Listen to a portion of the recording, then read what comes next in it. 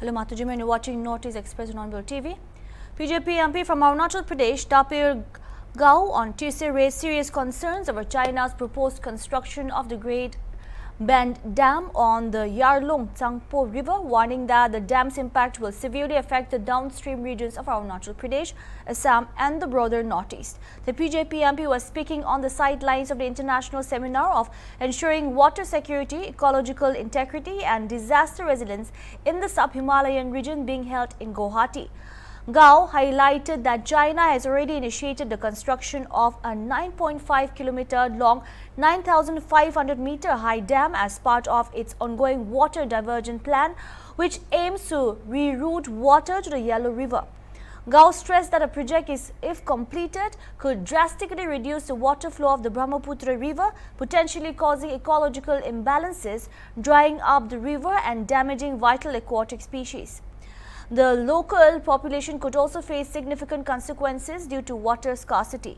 He emphasized the urgent need to address this issue at international forum, pointing out that India and China currently lack a water-sharing treaty, which remains a major obstacle in preventing China's action in Tibet from having far-reaching consequences for India's northeastern states.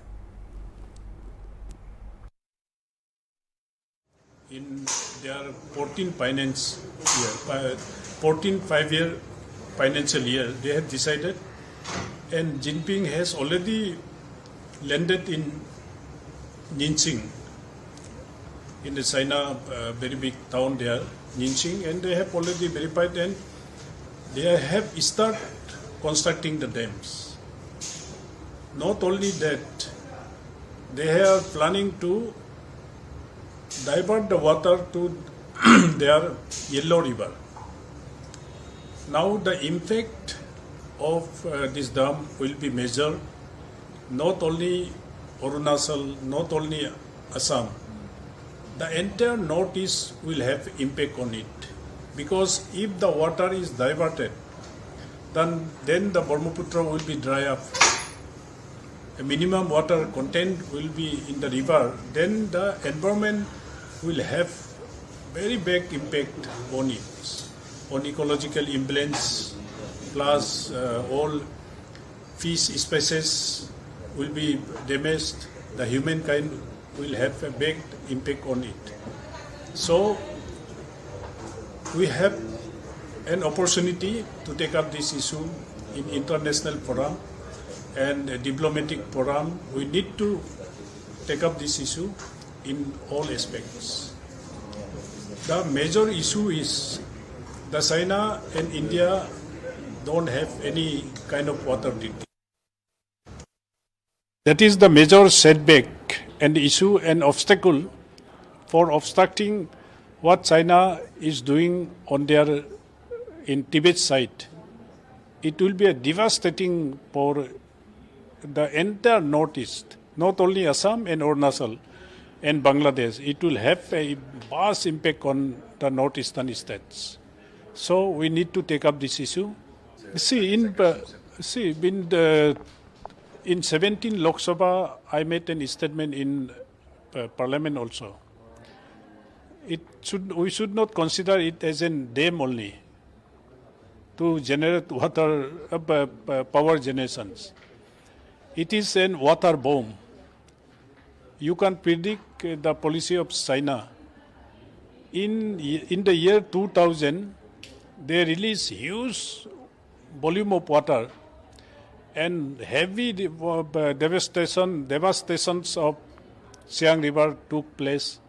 Right from Tuting to Pasigat, there were more than 10 hanging bridges, RCC bridge and steel bridge. Each and every one has been washed out, human lost and animal lost, land has been lost.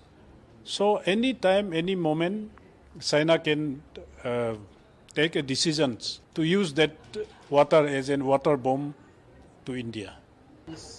See, our Honorable Prime Minister and has already taken up it in diplomatical way also, and India and China, they are engaging each other on this, on international border issue, on this water treaty issue. So we wish And we hope that under Modi's leadership, diplomatical success should be there. And if not, we are going to face the devastations in future. See, there is one option the government of India has taken a step to contain the water volume released by the Chinese government in the future. We need to have a big dam in River Siang that can contain any kind of devastations in future. Now public negotiations are taking place. If the public agreed, then if we have that kind of dam, then we can control the maximum damage for the downstreams. If it is not there, then the huge devastations will be taken place. Not only Assam and Arunachal, it will have an impact in Bangladesh also. See, highway we have. For highway, we have constructed every districts and every China border has been connected with 2 lanes. Now Trans-Arunachal Highway means right from Tawang to Vijayanagar along the Meghmon line. Already maximum area tender has been done, and we are going to have that road. It will be a kind of defense against Chinese bad intentions on India. Thank you. Based on intelligence inputs, joint teams of state and central forces conducted extensive search operations in Manipur's fringe and vulnerable areas over the past 24 hours. The operation led to the recovery of a significant cache of arms, ammunition, explosives and warlike stores from multiple districts, including Imphal East, Churachandpur and Kangkokpi. Recovered items include rifle .303 SLR, AK-47 in cess, pistols, grenades, mortars, rocket shells, tactical gear, tear gas equipment and communication devices. Key recoveries were made from Kairao Wangkem, Imphal East, Thangting Hill, Churachandpur and the N Boldang 0 point area, Kangkokpi. All recovered arms and equipment have been handed over to the respective police stations for further investigation and legal action.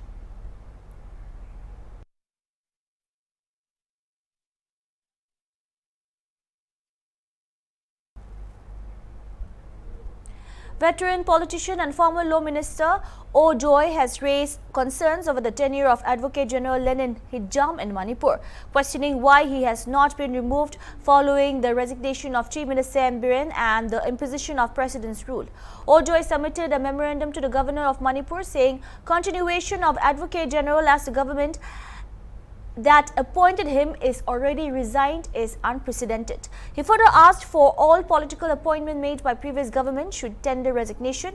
Joy cited Article 163 Clause 3 of the Indian Constitution, which he interprets as necessitating the removal of an Advocate General appointed by a resigning Chief Minister under such circumstances.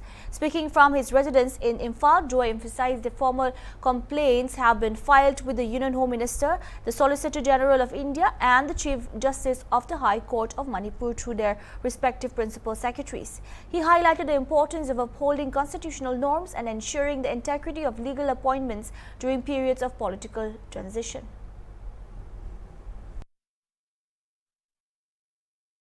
Not resign from his office. If he has not resigned from his office, it is duty bound for the Governor of Manipur to ask him to resign from his office.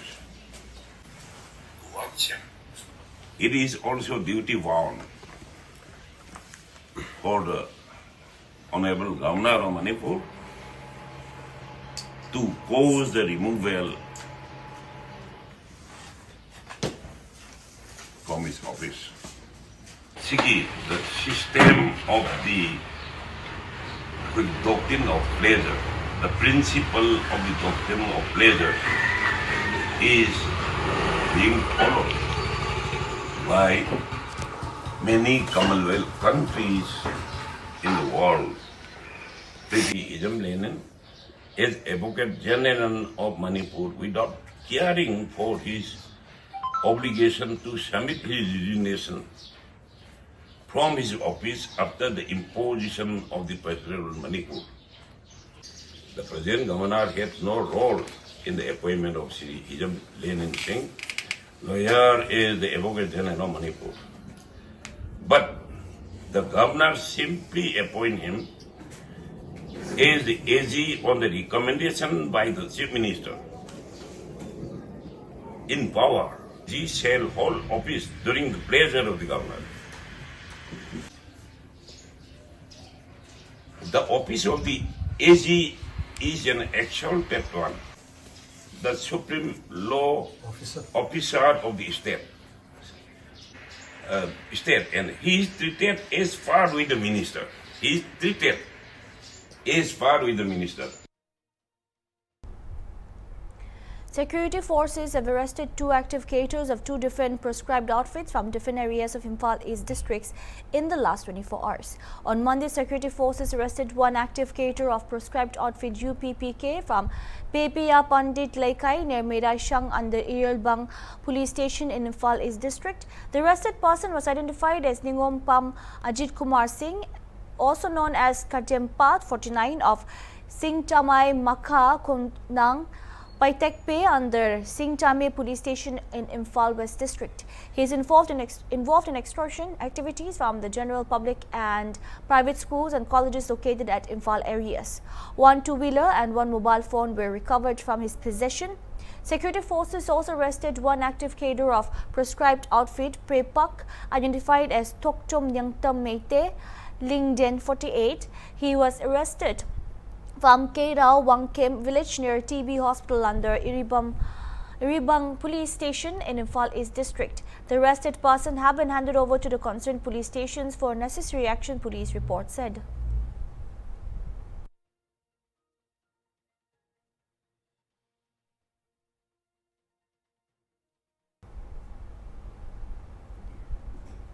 Condemnations are pouring in from the PJP following the shocking attack on the party's Minority Morcha president, M. Ashkar Ali. The incident took place on the 6th of April when his residence was reportedly set on fire by unidentified miscreants. Reacting strongly to the incident, PJP Manipur Pradesh through its General Secretary L. Diben Singh condemned the act of arson and expressed deep concern over the safety of the party leaders. He urged the authorities to act swiftly and decisively against the perpetrators. Party stand firmly with MD Ashkar Ali and is with every individual who choose to speak with courage even in the face of threats and intimidation. Meanwhile, PJP MLA K. Rubendro, after meeting the governor, stated that the efforts are underway to resolve the issue. He mentioned that authorities had indeed attempted to prevent the mob from reaching Ashkar Ali's residence though unfortunately those efforts fell short. While assuring that the matter will be addressed in line with public sentiment, he did not elaborate on what specific actions might be taken. The political atmosphere remains tense and all eyes are now on how the administration responds to this disturbing development. Yes, we talk about to bring back normalcy in the state as soon as possible. But when can we expect the returning to a popular government? For that matters to, I cannot say anything, and it won't be proper for me to comment on that also. And I think it may come soon. It will come soon. What is your reaction of the yesterday's mob vandalizing the Bharatiya Janata Party Youth Morcha president residence there at home? There are some few very sensitive issues that we have to take very cautiously we have to act. So that Ashkar Ali's house has been vandalized. I heard it and we saw it through the social media also, but we try to sort out those matters. We try to stop all those mobs, but we couldn't do it because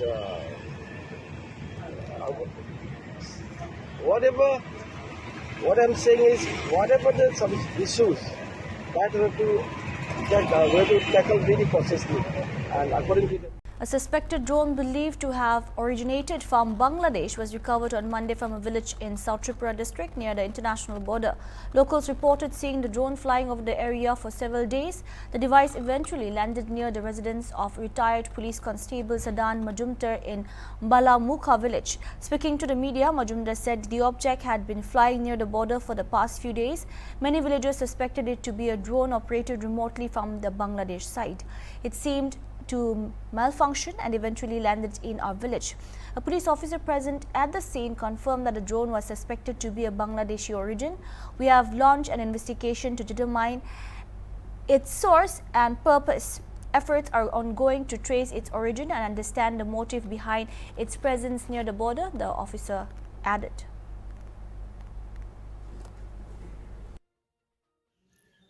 সকালে 8টার দিকে একটা খবর গেছে যে বল্লামুখা সাধন Majumdar x পুলিশের হাবিলদার তানের বাড়ির কাছাকাছি জমিতে একটা ড্রোন ক্যামেরা পাওয়া গেছে।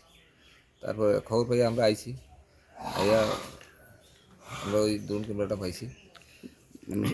এটা কি তাদের বক্তব্য তো মানে অনেকদিন ধরে এদিকে আকাশে বাংলাদেশের সীমানা, এখানে বাংলাদেশের সীমানাতে উঠতেছে, তো তাদের বক্তব্য বলে যে হয়তো বাংলাদেশের হতে পারে। আপনাদের মানে দেখার পরে কি মনে হয়েছে যে এটার বিষয়? এটা এখানে আওয়ার পরে আমরাও জানতে পারছি যে এটা কয়েকদিন ধরে এদিকে ঘুরতে আছে, তো এর আগে আমরা নলেজে আইছে না। তো এটা সন্দেহজনক যে এটা হয়তো বাংলাদেশে হইতে পারে। Nilambazar area in Sribhumi district erupted in chaos as protests demanding the repeal of the Walked Amendment Bill Act turned violent on Monday. What began as an authorized gathering of 300 protesters permitted by the administration spiraled out of control when over 5,000 individuals assembled on the Assam-Tripura National Highway number 8. The protesters, primarily from the Muslim community, had been mobilized through social media calls by an unidentified organization over the past 2 days. Their initial aim was to march to the Nilambazar Circle Officer's office to voice their opposition to the amended Walked Act. The demonstration quickly escalated as protesters blocked the highway, halting traffic and chanting slogans like Allahu Akbar and Nara-e-Takbir, creating a tense atmosphere. When police attempted to intervene, a section of the crowd turned aggressive, attacking law enforcement personnel. The officer in charge of Nilambazar police station, Nishi Ranjan De, faced direct assault while trying to pacify the mob. Unturreted, the protesters then stormed the circle officer's office, breaking through the closed entrance and entering the premises in a group, further intensifying the situation with their chants. Police eventually managed to bring the unrest under control, but not before significant disruption occurred, including attacks on officers and damage to government property. The highway remained paralyzed for several hours, stranding vehicles and disrupting normal activity in the region. The administration now faces questions about how an event permitted for just 300 participants swelled into a gathering of thousands, with evident planning via social media. It remains to be seen what actions the authorities will take against the unidentified group responsible for organizing the protests and whether legal measure will address the breach of public order.